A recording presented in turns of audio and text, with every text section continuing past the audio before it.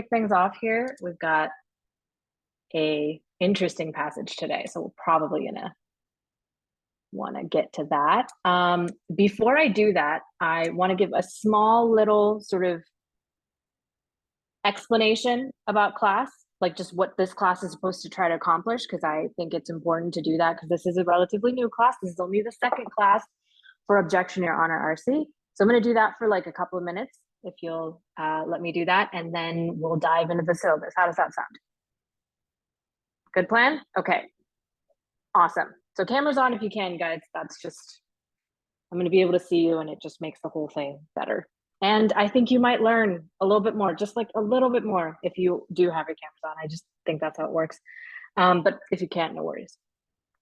Hi, everyone. My name is Ala. This is Objection, Your Honor, RC. The idea behind this class is that we can benefit a lot from looking at the passage as our client and from looking at all the wrong answers in the answer choices, in the questions, right? All the wrong answers as stupid things that opposing counsel says that we have to shoot down, right? We essentially have to sit up and say, Objection, Your Honor, my client didn't say that, all right? Because ultimately what you're being tested on is your ability to listen to something, understand what's going on, and protect your understanding of the passage from whatever's coming at you, right? This isn't a rule-based thing. This is not some like perfect thing that you have to get down like 100% and then you go and defend it. It's just what is happening in the passage, and then can I protect it in the answer choices? Frida, how can I help? Hi, sorry, you froze for like a little bit. Would you mind just repeating the first part of what you said? Did I freeze for everyone?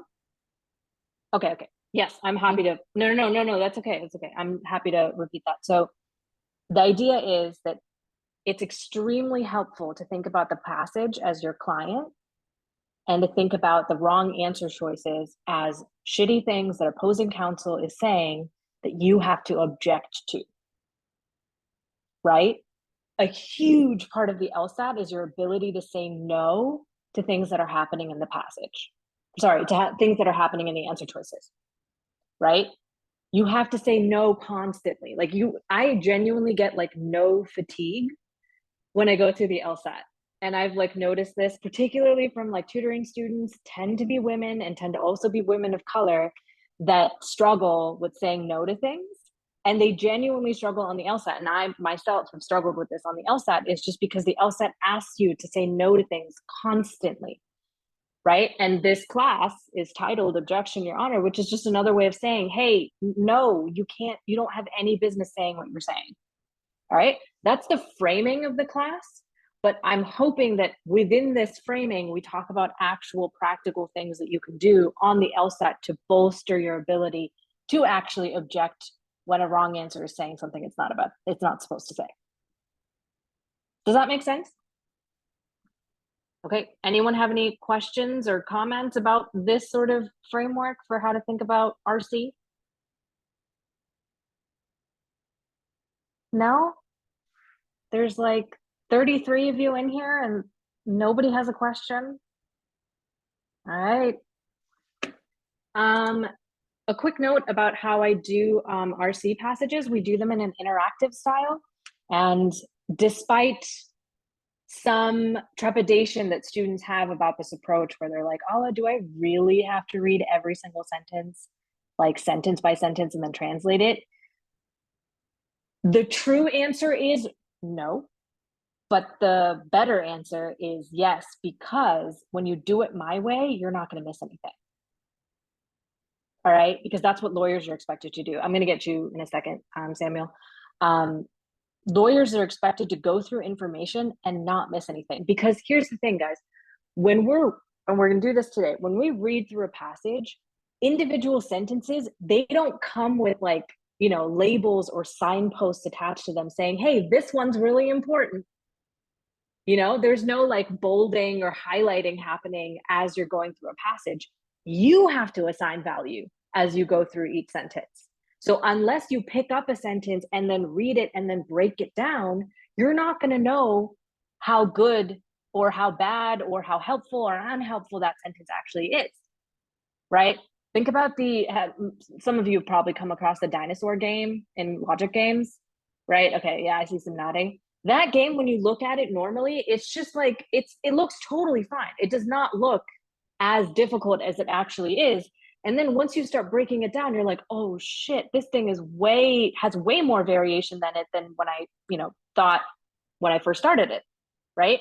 RC is similar to that. Sometimes the difficulty of a passage, like this looks like a level 5 passage we're doing today, the difficulty could be in the passage, absolutely, but it could also be in the questions. It could also be in the answer choices. And you should never, ever put yourself in a position where you're assuming anything before you actually go through and break it down. All right? So our job is to take it sentence by sentence so that we can then evaluate how important or unimportant a sentence is to our understanding of the author's main point. Okay. Samuel, do you prefer Sam or Samuel? It really doesn't matter to me. I mean, I Okay. always like write Samuel, like, on my legal documents, but usually whatever.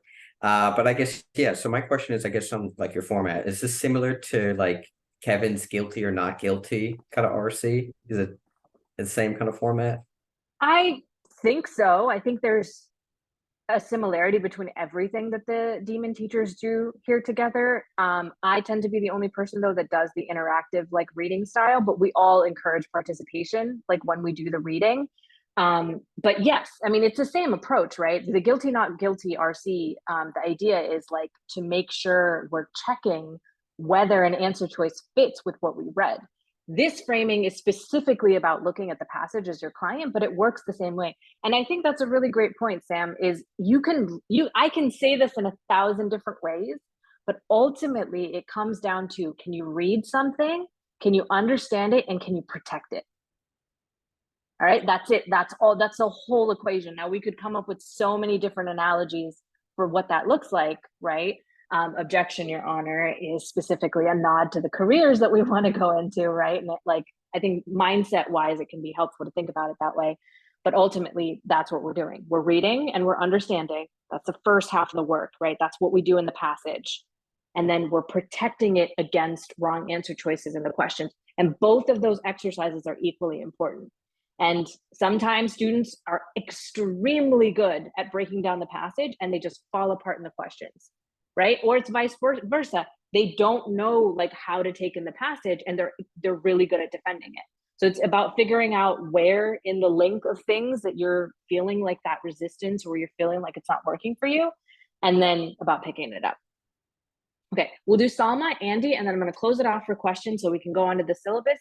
I will try to stick around for 15 minutes after class for questions, but I'm in my 1L year now, so I have to be a little bit conservative with my time. So 15 minutes after class, if you have other questions, I'll try to address them there. Salma, how can I help? In a previous class with Nathan, we were talking about how to address words when we don't understand a word in the passage or in the answer choices, and someone brought up in the comments a something test or the positive negative test. So yeah, a few of us didn't know what those things were, so maybe if you can elaborate either of those things or both. Oh, did they like reference like what I call them basically? Yeah, it's called okay. the something test or the positive negative test. I don't know what those are. There's 3 tests that I coin, like there's phrases that I use for them. There's 3 things that you can do when you run into a word that you don't know. All right, 3 tests. The first test is the something test, where you pick a word, and you know what? Let's use the, there's not really a difficult word in the first sentence of this passage, but essentially, you know what? No, let's just use the first sentence anyway. So the first sentence of the passage we're reading today is, some philosophers find the traditional subjective approach to studying the mind outdated and ineffectual, right? And let's say you didn't know what subjective meant. All right, the something test looks exactly like this. Some philosophers find the traditional something approach to studying the mind outdated and ineffectual. All right, so what that means is when you put the word something in place of the word that you don't know, it has this magical effect almost of taking away the word that you're confused by. So first of all, you're not threatened by it anymore. And second, it draws the context into much clearer view. And context is everything. All right. And context can really help you ascertain what subjective means. Right. So it says traditional something approach. And here's the other thing, I think, and this is another part of the something test. You sometimes just notice that the something test is like, I actually don't need to know what this word means like at all. Right. And here, maybe that's true, but we're finding that there's a traditional, some kind of approach that's outdated and ineffectual. Okay, something about the traditional approach doesn't quite work.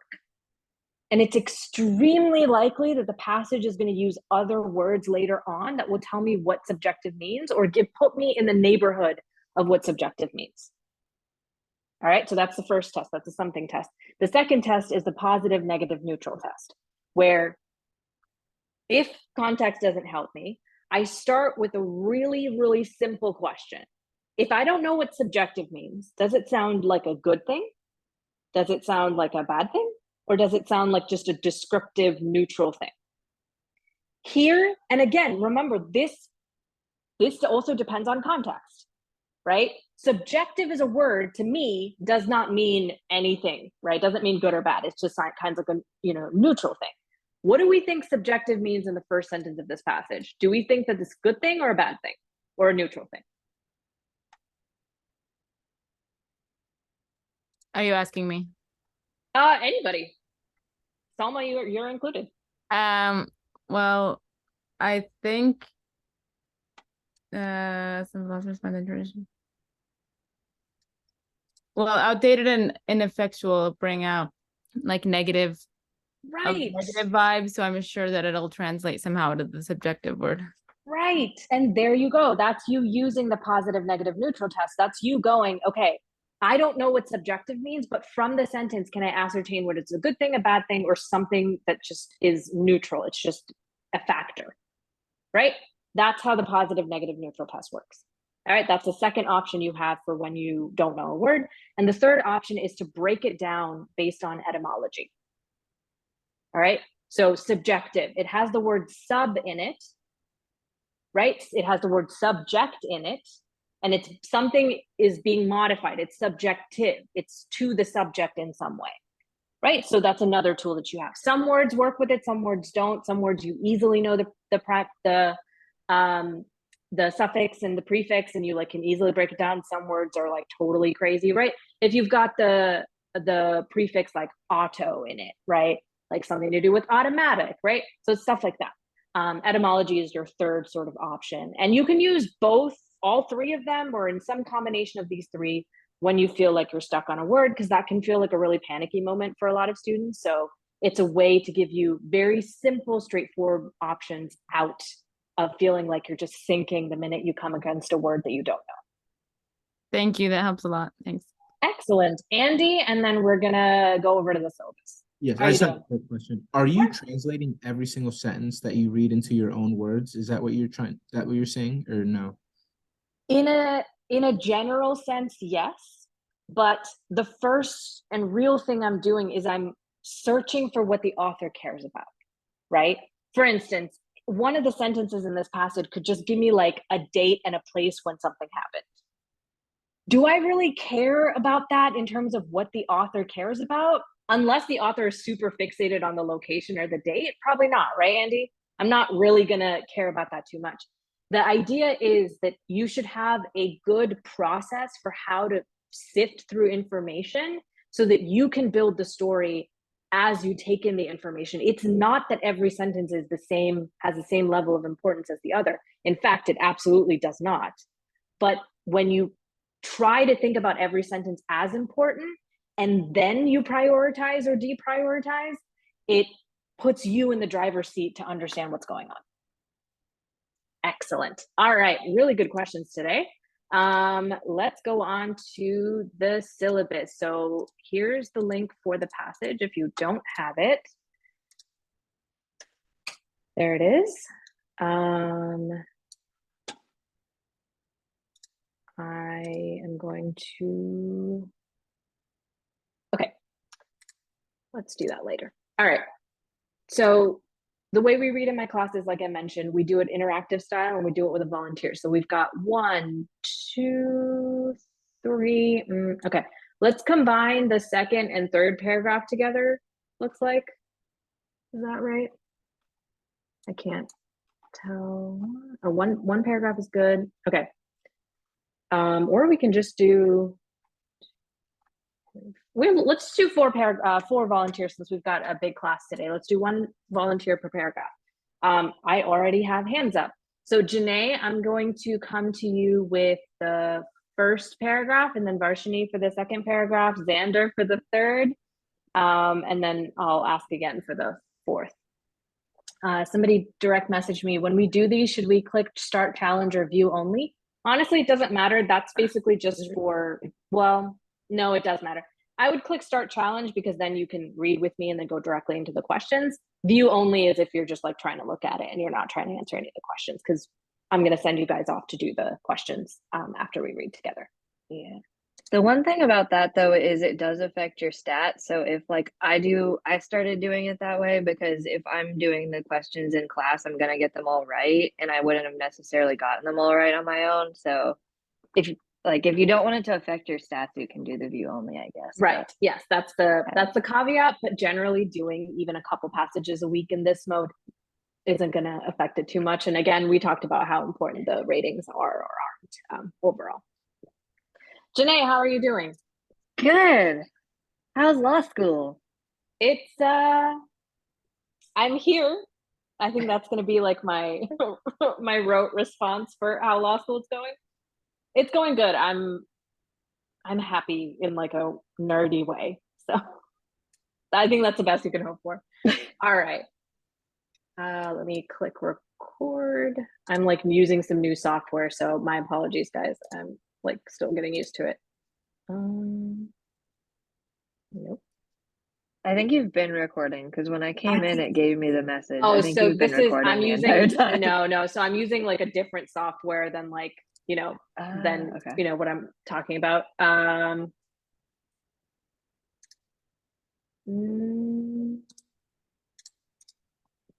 do I? You know what? Oh no, it's right there. Okay, I'm gonna start. All right, ready? Yeah. Some philosophers find the traditional subjective approach to studying the mind outdated and ineffectual.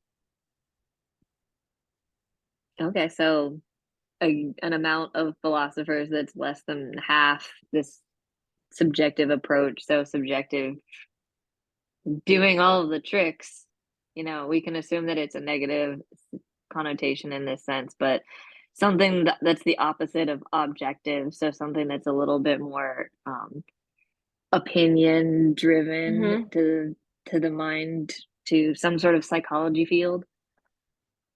And they're probably going to, take a side at some point, do some background, take a side on that statement. Yeah, and let's pull it all together. So some can mean quite a range of things, right? It can mean a lot, but some just means like more than one. So there's some philosophers out there that think this sort of traditional approach is not working, right? It's not working. It's old and it's like clunky, right? It's kind of like, I don't know, like I'm trying to think of like what's an old arcane. I mean, arcane. Yeah, I'm trying to think of like an actual example for something that like we just don't do anymore, but it's okay. All right, so the philosophers think like, hey, we shouldn't look at it in a subjective way, and maybe they're endorsing an objective way, right, Janae? But maybe they could just be saying like, let's not do subjective. I don't know what the approach is, but definitely don't do this. No idea where they're going to go. For them being the philosophers, the attempt to describe the sensation of pain or anger, for example, or the awareness that one is aware, has been surpassed by advances in fields such as psychology, neuroscience, and cognitive science. Okay. So being able to describe all of these different human conditions, it gives a list of things. I don't know necessarily how to get past the rest of that without going on to the next sentence, but that they Well, so as it starts with for them, right? So we're talking about the philosophers. the The attempt the to do philosophers this, right? The has attempt to do been this has been what?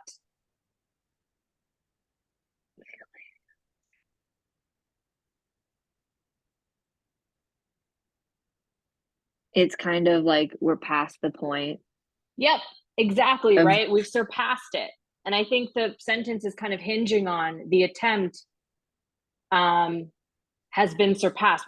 We're like in a different plane now, right? It's like when I was packing to go to law school, like I found an iPhone 1 that my dad had, right? And that thing like had the buttons and it like was super pixelated and it was like a whole different, right? Like now we have like Face ID and all of that, right? It's like it's gone past the point where it's like, why are we still thinking about it in this way? Yeah, we've kind of gone on to, we know more about medical science than to be able to say like we're balancing our, what was it, like your humors back in the day. Sure. Scientists, they claim, do not concern themselves with how a phenomenon feels from the inside. Do they not really? That's kind of, Instead of investigating private evidence perceivable only to an individual, scientists So particular. You missed it. Yep, individual. Scientists pursue hard data. And let's stop there. That's a long sentence. Yeah, it's a lot. So we've got maybe, and they claim scientists, so kind of a contrast, may by the words they claim, I kind of feel jabbed at a little bit. So yeah, they're there's some saying sass this, there. there's some sass there. They claim this, however, maybe at the end, we're like after that M dash, we're gonna get a little bit more of however. So you know, they don't really care about one person, or you know, I'm thinking maybe pharmacology of like they do all these clinical trials and you know they have all these questions about on the questionnaire after the clinical trial, but maybe they conveniently leave some questions out about like how a person feels because they don't want to study that, or you know, the FDA will ask questions if they say they feel a certain way. So that would kind of make sense. You know, you get a grant to do research, you want to have evidence, you want to have data. It really makes it confusing for everyone and inconvenient for you to put down feelings or something in your like research paper. Yep. And they're almost accusing the scientists for being completely objective, right? They're not curious. We're taking the extreme. Yeah. Right. They don't concern themselves with how people feel inside. That sounds like, what about psychologists? Isn't that like kind of what they do? It seems crazy. You know, so, and they pursue hard data, such as the study of how nerves transmit impulses to the brain, which is externally observable and can be described without any reference to any particular point of view. So again, we're outside the body, sort of. I mean, if you're getting to like subjective view through someone's eyes, objective view from outside, we can kind of go back to that first sentence and dealing with their point of why this is important. So again, it's something simple that you can write down. If you started categorizing everybody's feelings, that would potentially complicate things. Data is, you know, they want to know about the physiology. I think it comes down to, they want to know about the physiology, but not the psychology. Sure. And I'm still holding on to the sass, right? Like we've gotten like, they think this, right? They think scientists are like this. And I'm like, I want the follow-up. I want the accusation to be leveled. With respect to features of the universe, such as those investigated by chemistry, biology, and physics, this objective approach has been remarkably successful in yielding knowledge. Obviously, right? That's almost like a given. And to, I think, is it Andy's question, right? Do we need to break down every sentence? I think this is one of those sentences, I don't know if you agree with me, Janae, is like, yeah, no shit.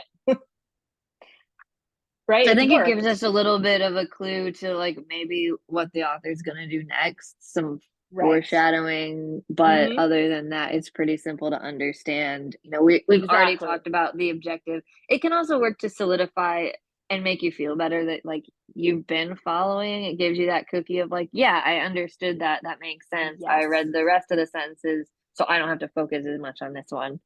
And that's a And they're fantastic confirming point. what things that I thought I knew about the passage, which at least makes me feel better. Yep, and the LSAT does that constantly, y'all. If you're feeling lost in RC, ask yourself what might happen next and reward yourself when you were right about it, right? Or learn when you were wrong about it. Here, you know, Janae was already kind of talking about like, hey, kind of like makes sense that we've been looking at it objectively for some things, but not for other things, right? And that prediction came true with this sentence. And the paragraph ends with, why these philosophers ask, should we suppose the mind to be any different? SAS question. So I love the ones Yes. that just end the first paragraph with a rhetorical question. Then you know shit's gonna get real. There's gonna be a brawl. Yep. So again, they're asking why should this be different? I mean, I do think that the sentence really function. I don't really see another purpose to that sentence. It's just like, yeah, these philosophers, why would we want to do anything different? And then they're probably going to tell you why. It gives you a little bit more inkling as to what's going to happen next, I guess. Yep. Thanks, Janae. We're gonna go to Varshini. How are you doing? I'm good. Ready? Yes. But philosophers loyal to subjectivity. So this is reminders. Remind me, Varshini, is this the traditional view that they were talking about, or is this a different one? It's a traditional view, right? Right. These are the old philosophers, Yeah. right? The ones that are sticking to their guns. Loyal to subjectivity are not persuaded by appeals to science when such appeals, the appeals to science, conflict with the data gathered by introspection. So it's basically telling the problem the traditional view has with objective view. Yep. Uh, Where they like butt heads, right? Where it doesn't work Yeah. for them. and I'm also Yep. thinking introspection is something that the traditional view uses because they're like conflicting with introspection, and we didn't hear about introspection before. So like probably they'll explain more about it. Sure, and maybe they won't, but we found a point of contention, right? Where the philosophers that like the subjectivity, let's call them the subjective philosophers. The subjective philosophers are like, hey, if you like look at introspection, right? Like if you like look in your own mind, if you look at those kinds of records, this doesn't add up. It's not as simple as you think it is. Yeah. Knowledge, they argue, relies on the data of experience, which includes subjective experience. Yeah, I think they're basically explaining their point further. And I'm also thinking like they're telling us why subjective experience should be counted. Mm-hmm. Yeah, they're almost like arguing their side, right? They're saying like, hey, don't just throw out subjective experience because you think there's like hard data out there. You Yeah. got to do it. You have to concede that like figuring out data relies on subjective stuff. Yeah. Right. It's like when you go to the doctor and you say like, you know, my ankle swelling, it's like they ask you like on a scale of 1 to 10, like, where's your pain? That's clearly a subjective test.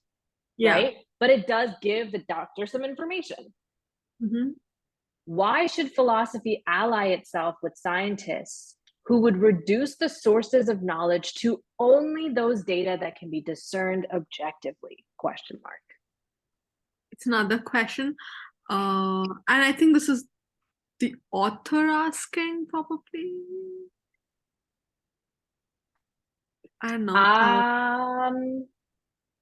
I think it's the author asking with their point of view, because he didn't say they ask or they claim or. Right. I think this sentence is on balance somewhere in the middle, right? It could be very easily ascribed to those scientists that are like, hey, why would you not include the subjective stuff? But again, it seems reasonable given how that first paragraph was filled with salt, right? That you would think the author's like, dude, you don't have to bring it down to this level. Yeah. Okay, awesome. And I think we had Xander for paragraph 3, am I right? Nice job, Varshini. How are you doing, Xander? Pretty good. How about you? Excellent. On the face of it, it seems unlikely that these two approaches to studying the mind could be reconciled. Okay, so I was hoping that they were just gonna say what they were thinking about, what their stance was, but Right. basically just saying that it seems like there's just no way, at least at first glance, that there's any way they're gonna come to these two different schools of thought will come to agreement on this. Right. And what does "it seems unlikely" hint to you? Like maybe they're gonna say a way that it would be possible. Yes, because at first glance, right, on the face of it, it seems unlikely, but maybe the author's point's going to be about how you can reconcile them. Right? Notice, and have we gotten the author's main point yet, Xander, would you say? Not yet. No, we haven't. And particularly, you'll notice that on difficult passages, it can be harder to figure out what the author cares about. It's more buried, which again is the reason why we take it this way, because it could be buried in the first paragraph, it could be buried in any paragraph. And sometimes, and it happens all the time, the main point is everywhere. You just have to keep searching for it, and you have to connect the dots as they come through. Okay, excellent. Because philosophy, unlike science, does not progress inexorably toward a single truth, disputes concerning the nature of the mind are bound to continue. Okay, so basically there's a difference between philosophy and science, which is Yep. that philosophy doesn't just try to go right towards a single truth. Okay, and these arguments, yeah, they're gonna keep going. Yeah, I think that's it, right, Xander? There's not much else to break down there. It's kind of just like a transition sentence. But what is particularly distressing about the present debate, right, debate between the subjective, objective people, is that genuine communication between the two sides is virtually impossible. Yikes. Got it. So there's something about this debate specifically that's really concerning, and that's that they're not really talking to each other or not really able to talk to each other. I guess it kind of makes sense in that they seem to just like totally be coming from this from totally different. Right. Oops. Right. It could be like, two political parties, and apparently we can't argue that global warming is a thing. If we can't agree that global warming is a thing, then like, how do we talk to each other about solving it? Like, seems to be like one of those things, right? It's like, how do we reconcile this? And maybe there's a way. For reasoned discourse to occur, there must be shared assumptions or beliefs, right? Global warming is a real thing. If we can agree on that, then maybe we can talk about very different ideas for how to solve it. Starting from radically divergent perspectives, subjectivists and objectivists lack a common context in which to consider evidence presented from each other's perspectives. Okay, got it. So basically they have totally different views, and right now it seems like they don't really have that shared assumption or belief. And so that seems to be like kind of the problem there. And so maybe if we could get to that shared, if they can find some common context, then maybe that could change. Yeah, certainly, right? And it seems almost like the author cares about this. Would you say that, Xander? Like, cares about the fact that they can't seem to agree on any kind of shared reality to talk in. Yeah, because I thought that they were just going to basically say which side they took, but it seems like they're interested in like how they can just how the two sides can kind of reconcile. Yep. And what might be stopping them from reconciling? Lack of shared assumptions and context. Exactly. Thanks for reading, Xander. Who wants to take on this small paragraph here? Salma, ready? Yes. The situation may be likened to a debate between adherents of different religions about the creation of the universe. Yeah, so I can see that conversation not being super productive, because if you can't agree whether a figure exists or has ever existed or not, you can't even say that they created something. Right. If you believe in, some being creating the universe versus, I don't know, like a Big Bang or something like that, or some other theory and some other religion about how the world came to be, then what are we supposed to do? While each religion may be confident that its cosmology is firmly grounded in its respective sacred text, there's little hope that conflicts between their competing cosmologies could be resolved by recourse to the text alone. So this uses a bit of outside knowledge, but obviously some religious texts have figures that overlap. But I think here that even if that was the case, that alone won't solve the larger issues. And then other situations where there is no overlap, then it's just not going to help either. Not applicable. Right. And makes total sense. And here I think I can really make a point, guys. Notice how this paragraph is just a rendition of everything that came before it, but in an analogy. Right? They help you understand the passage all the time. You just have to pay attention. You have to keep track of what's going on. And here, we're actually getting a repeat of everything that happened. They're just giving it to you in terms that aren't science or philosophy related. They're just asking you to think about a religion that can't agree with another religion. Only further investigation into the authority of the texts themselves would be sufficient.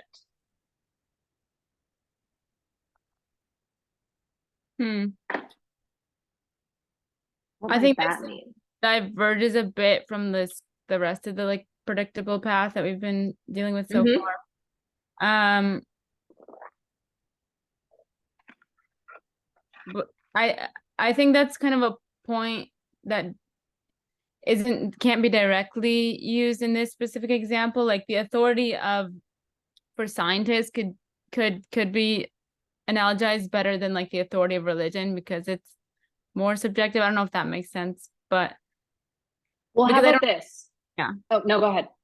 I was just gonna say I don't know how that's direct. Like the authority of religion, you just said that you can't use it.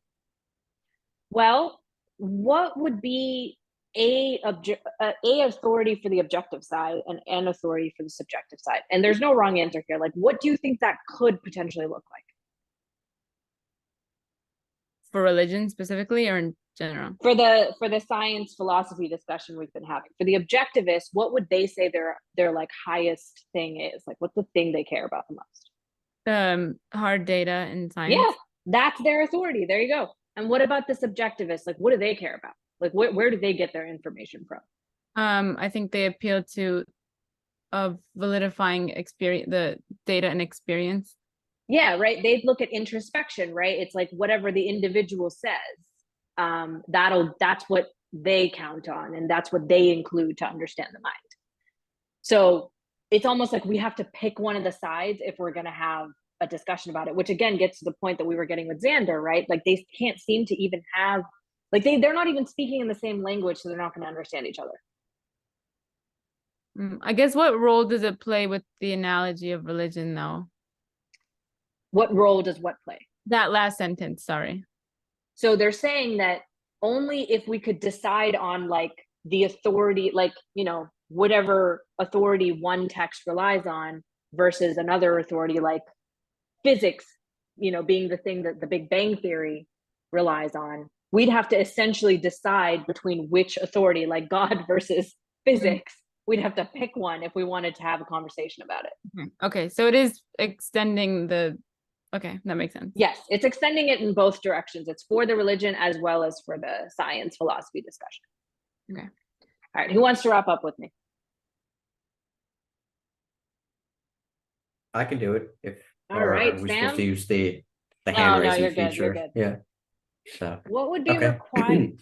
What would be required to resolve the debate between the philosophers of mind then is an investigation into the authority of their differing perspectives. Huh. Yeah. So I guess with that sentence here, you know, it's another rhetorical question. I guess that's kind of like Yeah, this part of passage that. really loves those. Yeah. Yeah, part of that fact pattern that we I guess keep seeing over and over again. And I guess it goes back to your point of saying, if we can't agree on common definitions, how the heck are we supposed to talk to each other here, especially on this passage here? Right. And so they're mhm. almost appealing to objectives had their hard data, and over here we had the introspection, right? It's almost like we have to talk with, introspection versus hard data to be able to get to a point where they can talk to each other. Right. I don't even know if it's possible, but let's find out. How rational is it to take scientific description as the ideal way to understand the nature of consciousness? Man, the questions in this passage, they're just questions. No, yeah, these are definitely deep life questions, that you probably think about before you go to sleep or something here. But but yeah, so how rational is it to yeah. So I know, like, in the lessons that Nate says a lot, he's like, you gotta attack the logic of the argument, not the truth of the evidence. And I know he clarified that, like, later on by saying, it's like, what the text says, you gotta just accept it no matter what it says. But I know in your analysis, he says that's when you can come up with all the different reasonings here. Yep. So I guess how rational, I would think that it's quite rational, because I would feel like, not to bring up religion again here, but I feel like that's the whole purpose of these religions, is like, having faith and hope and all that stuff. Because, it's like you can't quantify that stuff, but I feel like it's such an important part of the human experience. So I guess I would say it would be quite rational. So I guess that would be an important point. So let me pull you back there just a little bit. So that Yeah. approach you're talking about, it's extremely helpful on LR, and I 100% guarantee that that's exactly what you want to be like. I accept that you're telling me this is what happened, but I don't accept how you get to your conclusion, right? You accept the premises, but you Right. don't accept the conclusion. It is helpful in RC, but it's not going to be like your bread and butter in RC. The difference here is it's not as antagonistic. I call RC the friendliest section of the LSAT, and I absolutely think that it is, because it gives you so much up front, and your job is to kind of like do like the puzzle, like put the puzzle pieces together, figure out what it looks like, and then go and protect it in the answer choices, right? So given that, when it asks you how rational is it, it's helpful to think like, I don't know that it's completely rational. It seems like you should probably include something more than scientific description, right? You can say that, but that in and of itself isn't like you breaking down the argument. You don't have to worry about shitty arguments in RC. They are there. I'm not saying they're not there, and you're happy to object to stuff. But generally, when a client walks into your office, you're not going to start attacking them for what they're telling you. You're kind of like, oh, okay, so this is what happened. This is where I think there might be a case. This is what you care about. Generally, it's just sort of, okay, I accept it. Your antagonism, though, like where you're talking about like resisting, that is going to be so good for you in the questions. And in fact, I often talk about a personality shift, right? Where you have to go from listening to your client to just like, battering opposing counsel down for everything that they say. And it really is a personality shift from I'm a nice person listening to this person talking over to like, I don't agree with anything you say at all. Does that make sense? Okay, well, thank you. It does completely. Because Absolutely. I know for a while I've always seen the two as kind of like the same, but I know it's definitely helpful to see it as different. Yeah. And then somebody asked me in the chat, I think the author is implying that we can't use both approaches to explain consciousness. I think the author is saying that we can't use both approaches to explain consciousness unless we are some way able to resolve the authority question. Right? The authority question is what's stopping us from being able to have some kind of conversation here. Right? Because that's what they told us. Remember, if the religions can't agree on what the authority is, then we're not going to be able to have a conversation between the religions, right? Global warming has to be accepted as real if we're going to talk about solving it. So in the same way, we need to agree, or we need to reconcile the authority in some way if we're going to be able to have these two sides actually be able to talk to each other in the same language. Okay. Let's keep going. Conversely, how useful is it to rely solely on an introspection for one's knowledge about the workings of the mind. And this is just the flip side of the coin, right, Sam? Oh, completely, yeah. And I guess to go from what I just learned here, yeah. So conversable, we don't really know, it doesn't exactly say. Who's to say exactly Right. how conversely it is. Right. And reasonably, though, it doesn't seem like completely relying on a subjective experience is that good for you either. Are there alternative ways of gaining such knowledge? Oh my God, I think half this passage is just questions. Jeez. Okay. In this debate, epistemology, which is the study of knowledge, may itself lead to the discovery of new forms of knowledge about how the mind works.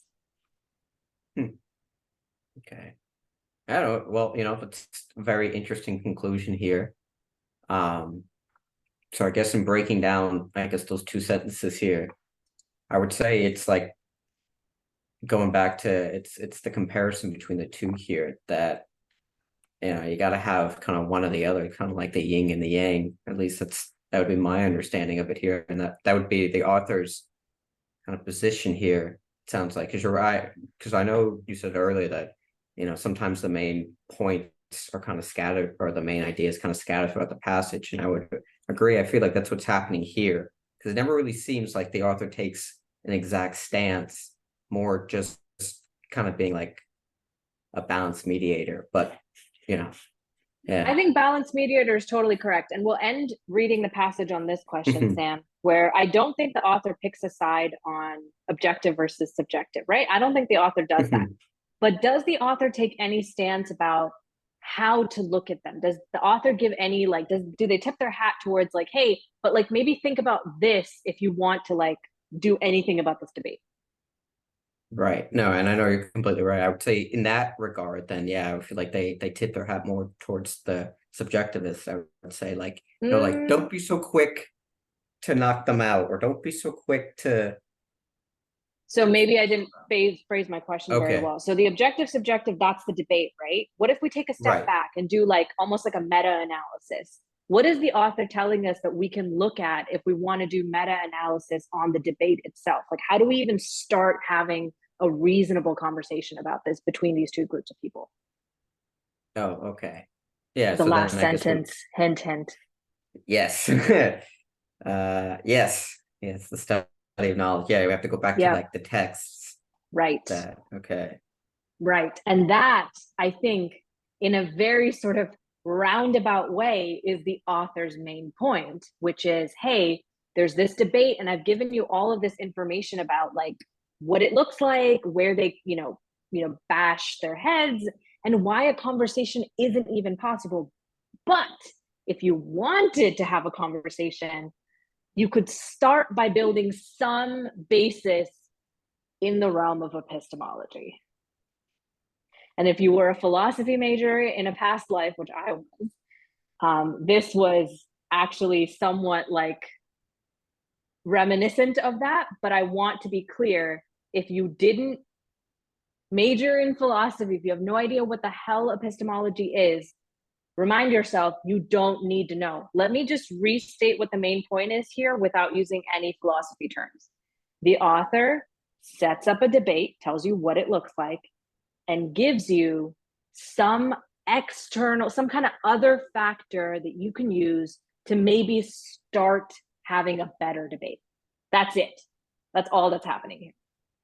All right. And you can distill your main point down into those terms. And that's something that can be really helpful for folks that are like really struggling with the science passages or the law philosophy passages, that they feel just really overwhelmed by them.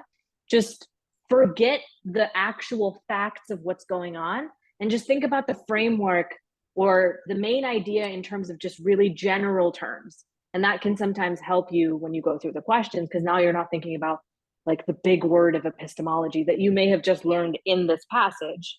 No shame at all. Just try to work through it and just try to hold on to it as an idea rather than just feeling like it's like the term you have to use. And somebody asked me, are you talking about how the passage is structured? No, right? Because structure is how the author made their argument. The main point is what the author cares about, right? Think about, like, I use the example of like Finding Nemo lots of times, right? The structure of Finding Nemo is very sort of like Hollywood script, you know, like these are the points, the plot points, and this is when this happens, right? It follows a very like equation type of way. But what is Finding Nemo about has nothing to do with the way the story is told. It's actually about just letting go of control.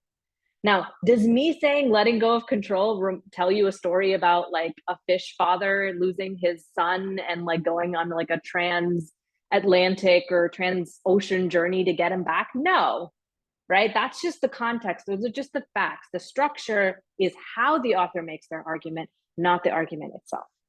Okay. I want to be mindful of time. So, Salma, do you mind if I get to your question later? Okay. So I'm going to give you guys, there's a lot of questions. There's 8 questions. So I'm going to give you guys about 10 to 12 minutes. I'm going to publish a poll and I want you to click on the questions that you struggled with most, and we'll try to get through as many of them as possible. Good luck. Remember, we did the work to understand.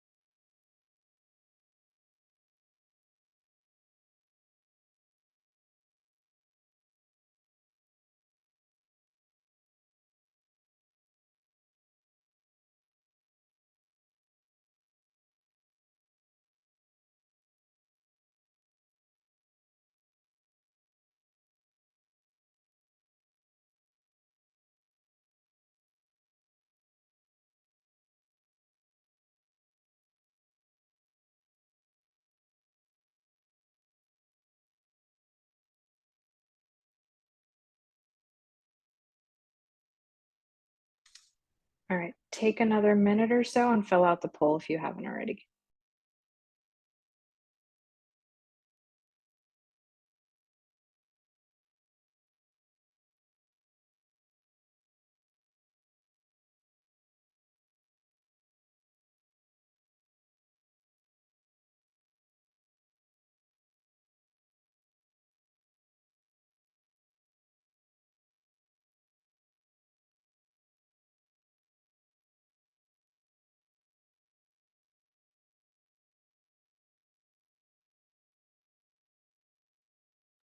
All right, looks like we've got some big ones to talk about. So we've got, looks like 21 was good, 22 seems all right. So I'm going to focus on the ones that got the most votes. So I'll just go basically backwards in order from the ones that people want to talk about the most, and then we'll get through as many as we can before 5:30. All right, so let's kick things off with number 28, since that seems to be, excuse me, the one that got more than half the class. All right. Which one of the following is most closely analogous to the debate described in the hypothetical examples?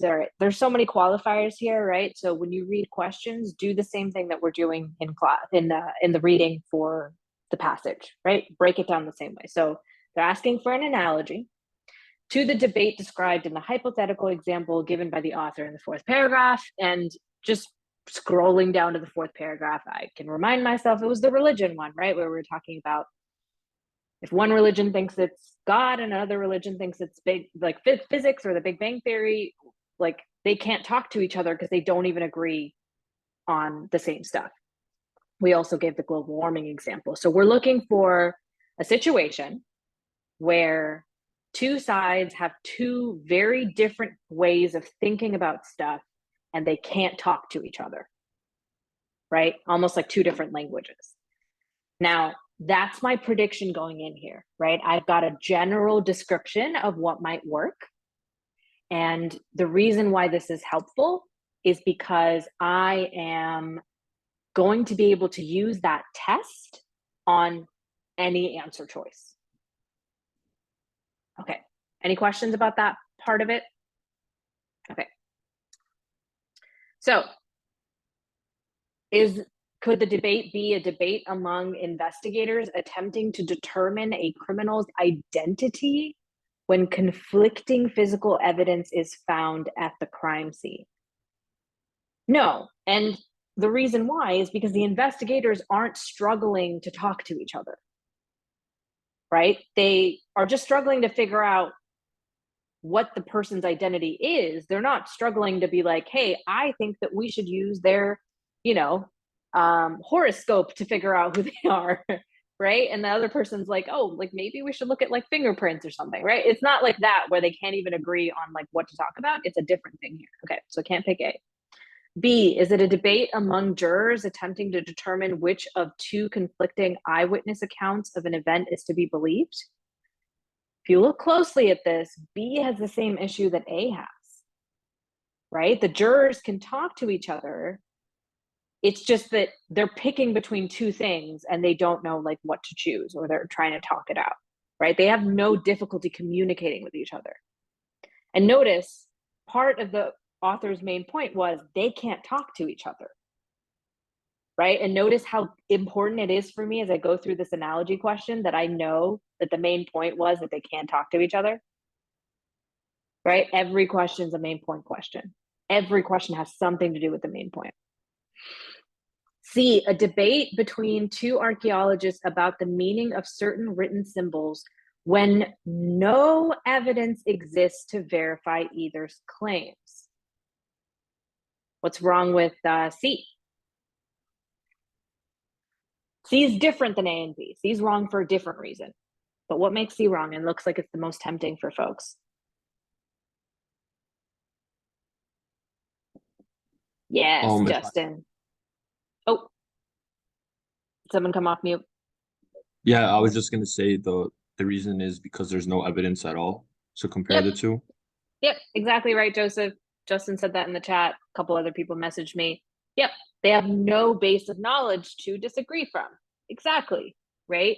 The fact that there's no evidence to verify either's claims, that's not why they couldn't talk to each other, right? They couldn't talk to each other because they just don't even believe in the same thing. So again, these archaeologists can talk to each other, they just don't have any way of proving anything.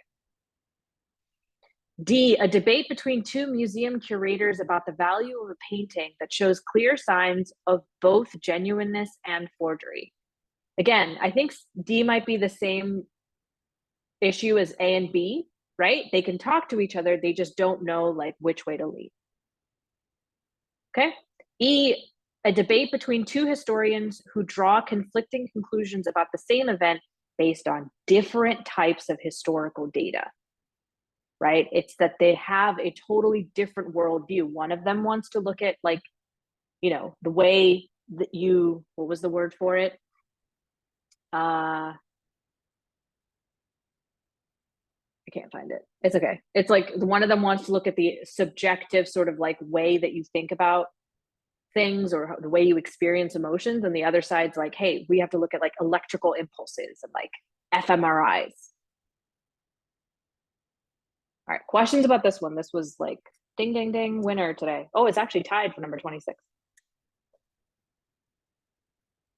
No questions? Okay, let's look at number 26. The author characterizes certain philosophers as loyal to subjectivity. So that was the first paragraph, right? Where they were talking about like, hey, or no, sorry, I think it's, no, it is the first paragraph. Yeah, that's when they were explaining what the subjectivity looks like. For each of the following reasons, except. So in the first paragraph, might have bled into the second paragraph. We were talking about why they were loyal to subjectivity. So I'm looking for 4 answer choices that they did mention as reasons for why the philosophers like subjectivity. And one of these is either going to be relevant, it's going to be either irrelevant, it's not going to have anything to do with subjectivity, or it's going to go against subjectivity. All right, but in either case, it's not going to help me explain, or it's not going to be a reason that they gave me for why the philosophers are loyal to subjectivity. Okay, now, would I look back at the passage for this question? My answer is going to be no. It's just because my job is to understand what my client said. I'm not focused on like regurgitating or remembering everything. I'm instead looking for, hey, do I remember that they made this point? I think so. And then I'm going to go to the next one, right? You don't have to stress yourself out to like go and find all the things that were the reasons why the philosophers were loyal to subjectivity. You just have to be able to go, okay, did they make that point? I think they did. Okay. A, these philosophers believe scientists should adapt the subjective approach when studying phenomena such as how nerves transmit impulses to the brain. I'm going to come back to this. All right, I'm going to come back to this because I don't remember this, but I also don't feel like that really strong sense that I don't remember it. So I would much rather go and eliminate the other ones if I can, and then I'll come back to it. And I think you're right, Madison, that the subjectivity loyalists never said that. I think I agree with you, but I'm telling you how I would go through the question, which is I feel like I don't remember that, but let me see if I can get rid of the other ones. And this is something you can totally do when you're out in the wild and taking a section, okay? If you feel like you can't eliminate something as strongly as if you can't pick something as strongly as you would like, lean on the elimination. Go get rid of the other 4 bad ones because they're going to be utter garbage. Go get rid of those and then come back to it. Now, should that be happening in every question? No. But sometimes on difficult ones, it's a totally acceptable approach. All right. B, these philosophers favor subjective evidence about the mind over objective evidence about the mind when the two conflict. Yeah, they're called subjectivists. Like that's what they do, right? And we definitely heard this in the passage. That's what they would choose. C, if these philosophers maintain that subjective experience is essential to the study of the mind. Yeah, right? They were the ones that are like, hey, you can't just look at hard data by itself. D, these philosophers hold that objective evidence is only a part of the full range of experience. Yes, because the rest of it is subjective. E, these philosophers employ evidence that is available only to a particular individual. Yes, subjective, right? It's like just you. It's you are the subject and it's all about what you're looking at. Now I feel super confident about picking A because I don't think the philosophers ever came and said what the scientists should or should not adapt. That didn't happen in the passage.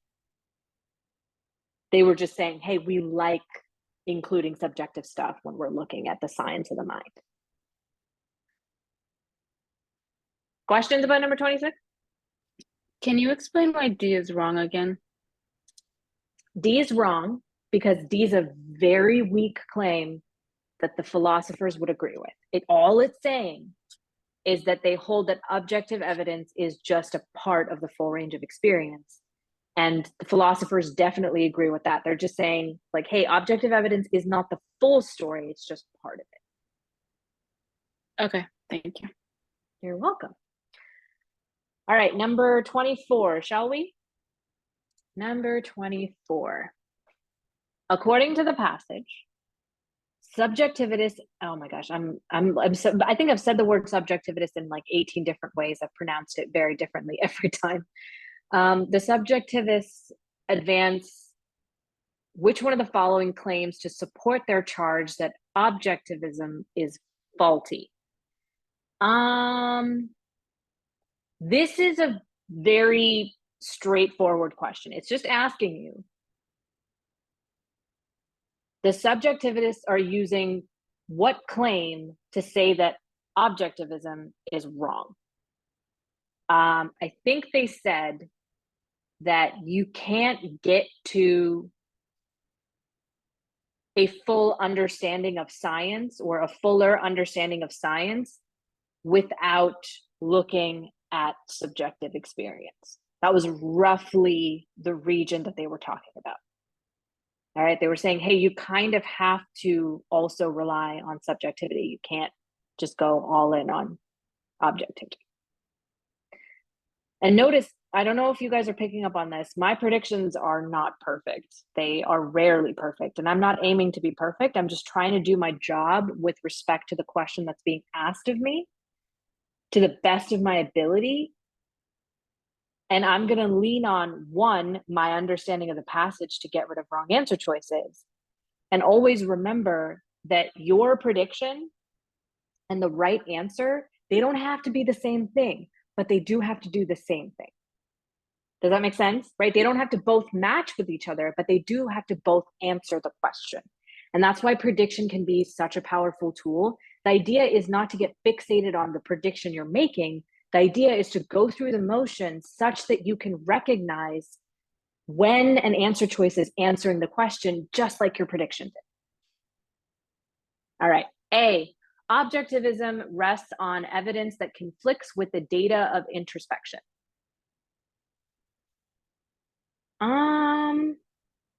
That seems different from what the passage said, because the passage said, it's going to take me a second to find this.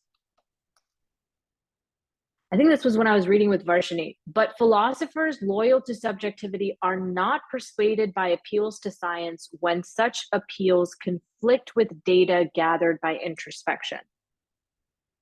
It's saying if the appeals conflict with data, then the philosophers loyal to subjectivity are not persuaded by appeals to science.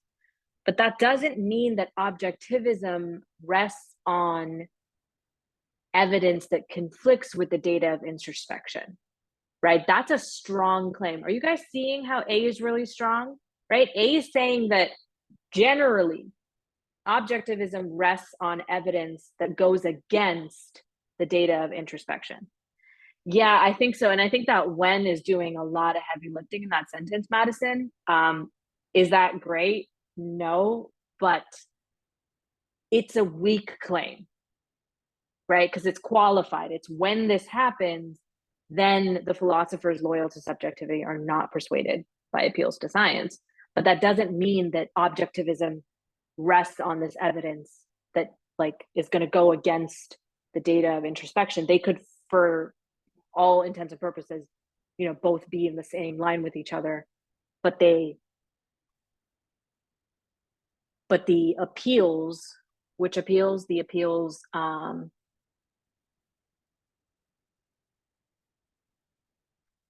where is appeals? Yeah, so the appeal is just the last sentence of the first paragraph, which is like, why should we suppose the mind to be any different? Those appeals conflict with the data gathered by introspection. I think this one's probably, if I had to pick a question that's like the gnarliest, I think it would be this one, just because of the when statement.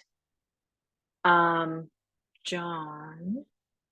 knowledge, they argue, relies on data of experience, which includes subjective experience. I am so glad you brought that up, John. I think that's correct. And I think that's why A is wrong, because it rests on evidence that conflicts with the data of introspection. That's too far. And if we read B, objectivism restricts the kind of experience from which philosophers may draw knowledge. Yes. Right? Why would you want to only restrict it to hard data?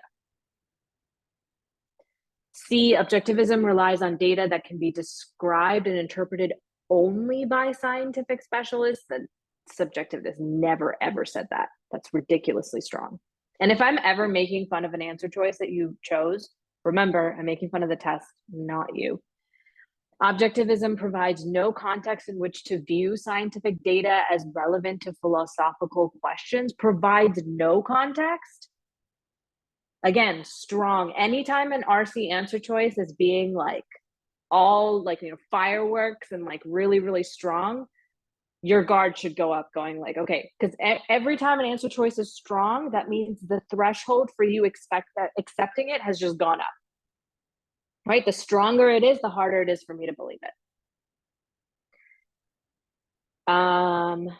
E, objectivism concerns itself with questions that have not traditionally been part of philosophical inquiry. We didn't get any information about that. Questions about number 24? No questions?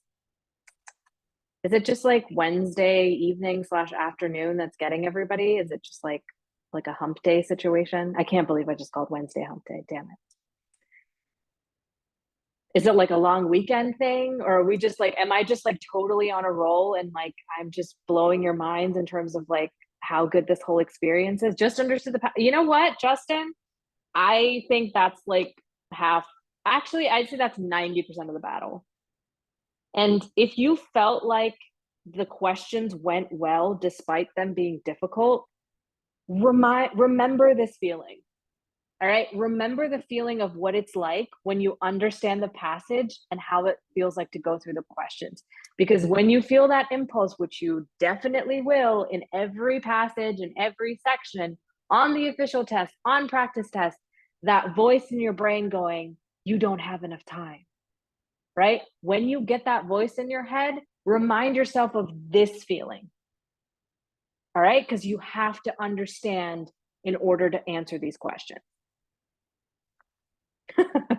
Oh, I have major zombie vibes. You guys, I have like circus music up here, guys. Like I like have to still like type up my Civ Pro notes. It's Wednesday of a 3-day week for me, and I am exhausted.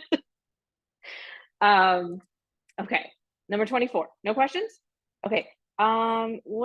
Looks like we've got a tie for 23 and 25. Actually, let's do 25 first. There's a couple more votes for that. The author discusses the work of scientists primarily to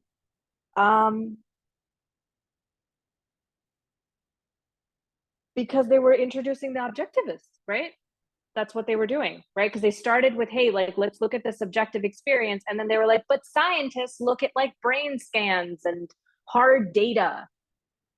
And they were like, and that's what objectivism is.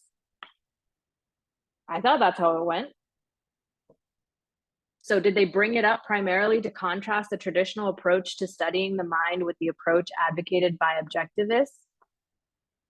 Yeah, right? The science was almost like the platform on which the debate was happening, right? The debate was about, hey, should it be objective? Should it be subjective? And what are we talking about? We're talking about science. Let me get rid of the other ones. B, argue that the attempt to describe the sensation of pain should be done without reference to any particular view. Did we ever talk about dismissing that? or no, argue that the attempt, yeah, should be done with, yeah. The attempt, no, it's about to attempt to describe the sensation should be done without any reference. No, did we ever try to attempt to describe it? Nope, that didn't happen, so I can't pick it. C, explain why scientists should not concern themselves with describing how a phenomenon feels from the inside. No. And you might have been tempted by this if you were thinking about it definitely being a debate that the author took a side on. That didn't happen, right? We were talking with Sam about that. It's just that this is a debate that's happening in the world of like science and philosophy, and then we took a step back in the last paragraph. They never told us that, like, you know, scientists should not concern themselves with this specifically. That's not why they brought up scientists.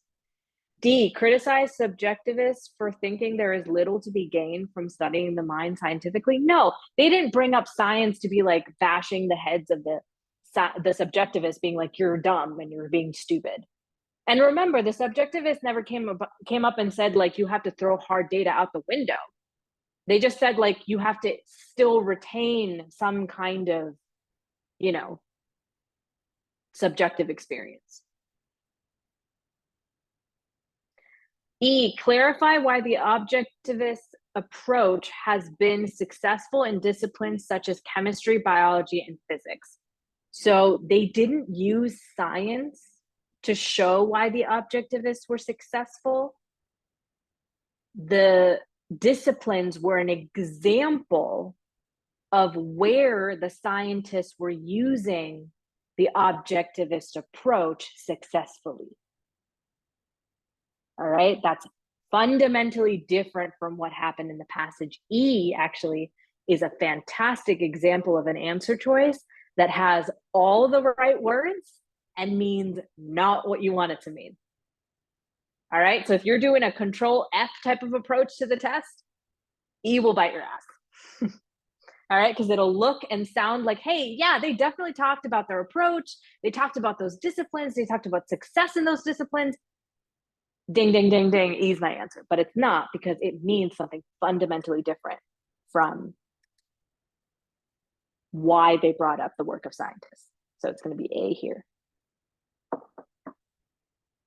Questions? Okay. Does anyone want to? Oh, yes. I'm sorry, I didn't mean to No, interrupt you. you're good. You're good. What's up, Sam? So funny enough, for 25, even though I know that was the paragraph that I read with you here, I actually ended up picking C. So I know that's kind of ironic. But and I realize now that's more because it was a minor point rather than A, which is more of the main point. But I guess I kind of thought, well, I'm like, well, you know, C, it explicitly states, you know, that's like, doesn't concern themselves from the inside in that first sentence. Well, A, I know that was the larger picture, but it doesn't say that. So I guess I was just wondering how I guess I could go about making sure I don't fall to that trap again. How do you feel about the word primarily? So let's see. Oh yeah, primarily In the question. That's main point. Yeah, main point. Well, okay. Not even that. Like, let's say you didn't know about main points or main point questions. It just gave you this passage and then I just gave you 25. Right? This question is specifically asking you, why did they bring up work of scientists primarily? Like, what was the primary reason why they brought up the work of scientists? Did they bring it up specifically to say why scientists shouldn't concern themselves with that phenomenon? Or did they bring it up to set up the debate? Yes. Okay. Right? Yeah, that makes a lot more sense. Right. So, and primarily is doing a lot for you. Like, maybe we can make the argument that they did, in fact, you know, explain. I don't think the other thing is, Sam, I don't think that they're arguing with scientists about what they should or shouldn't concern themselves with. I don't think it went there, right? They did talk about how a phenomenon feels from the inside. They did talk about that, but they never went so far as saying like why scientists should or should not concern themselves with that. That I don't think that happened, but let's say that it did. Would that be a primary reason? No, that's more of a minor point. Yeah. It's a minor point. So think about all of these sort of checks as actual checkpoints. For me, I've got so many of them, right? I've got like primarily, it's got to meet the primarily standard.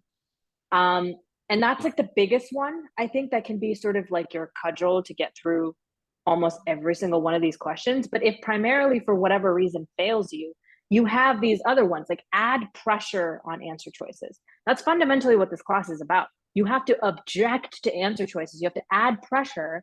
And this is what happens, Sam. A holds up to my pressure. When I add pressure on A, it's like, yeah, but that's what they were doing. They were just looking at the debate. They were using the scientists, the work of the scientists, to compare between the two sides, right? As much pressure as I may add, A is like gonna stand it. It's like that chair like that they have in like an IKEA display that like constantly has like the seat being attached to it. It's like that. You can add as much pressure as you want to A, it's gonna be fine. But B through E, like you sit on it and you're gonna like collapse like a black and white, you know, like comedy sketch where like they constantly fall over. It's gonna be like that. It's the minute you add any pressure, it just goes out the window. Right. So, oh, thank you, Ala. You're welcome, Sam. Janae. So I kind of fell through got really obsessed with the fact that this particular part was highlighted. And then I kind of noticed going back that it doesn't really say like in this specific sentence. It just highlighted that sentence for kind of no reason. If it does that, like I don't know that I've ever noticed that before, but I think that's what threw me off. If it's not like, and I think if I wouldn't have reread the sentence 6 times, I wouldn't probably have fallen for E. So I guess in situations where something's highlighted, but the question doesn't necessarily say in this sentence specifically or the meaning, would you recommend just skipping reading that part? No. Or, so like, here's like the flow chart. So in general, if you can answer a question based off of your understanding of the passage, I'm generally in favor of that. But in places where you have like quote questions, as I like to call them, right, where they're actually pulling a part of the passage out and they want you to answer the question related to the quote, you got to do it in a particular way. Otherwise, you're going to give yourself tunnel vision. Okay. When you do this, you have to go to the sentence before, the sentence that has the quote, and the sentence after. Because context, as we've talked about, is everything. So if you're going to rely on a quote, I want you to do the sentence before, the sentence that has the quote, and the sentence after, because that will cover like 99% of the cases for what that means. But then, you know, for whatever reason, if you don't do that, I need you to answer the question, right? Fundamentally, you have to answer the question. And primarily why they brought up the work of scientists is to have the debate, is to set up what the debate is like. And I'm never going to be able to pick an answer that doesn't do that. But, you know, those are your like checkpoints, you know, that I was talking about with Sam. Andy? Yes, I have a general LSAT question. So I can ask. Yeah, of course. Okay. What did you do for logic games? Like, what was your study schedule like during the week, like between drilling and time sections? Yeah, you know what? Let's close out class and then I'll answer that question Okay. after I stop the recording. Thank you everyone for class, and thank you to the volunteers that were participating today. It's always so much better when you guys are involved.